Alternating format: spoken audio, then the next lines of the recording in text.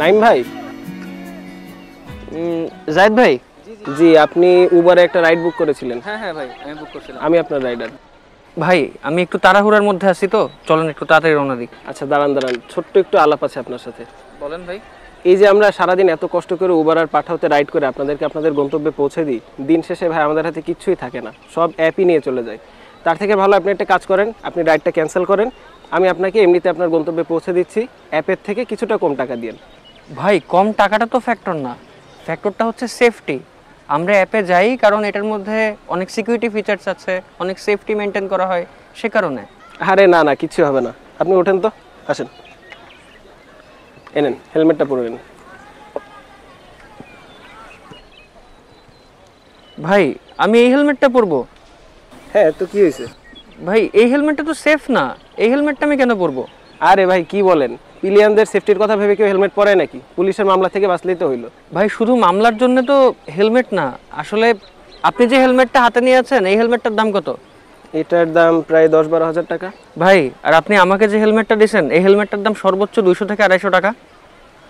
তাহলে একটাবার চিন্তা করেন ভাই, এখন আল্লাহ না করুক যদি এই বাইকটা অ্যাক্সিডেন্ট হয়, আমার লাইফটা কি হবে? ভাই এইভাবে তো আসলেই কখনো ভেবে দেখিনি। প্রত্যেকের ফ্যামিলিতেই সবাই সবাইকে নিয়ে চিন্তা করে। আপনার আজকে যদি কিছু হয়ে যায়, যেরকম আপনার ফ্যামিলির অপূরণীয় একটা ক্ষতি হয়ে যাবে, সেরকম আমার ফ্যামিলির ক্ষেত্রেও কিন্তু ব্যাপারটা সেম।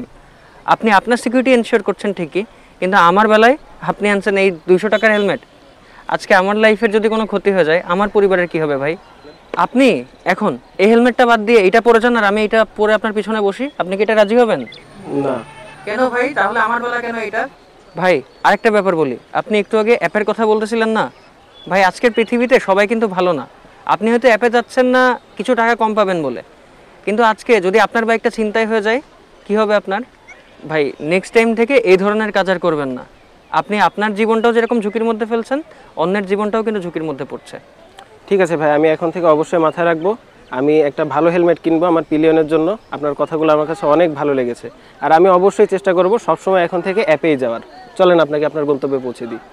একটা ব্যাপার আমাকে কথা দিতে হবে, আপনি আজকেই অন্য একটা ভালো হেলমেট কিনবেন আপনার পিলিয়নের জন্য।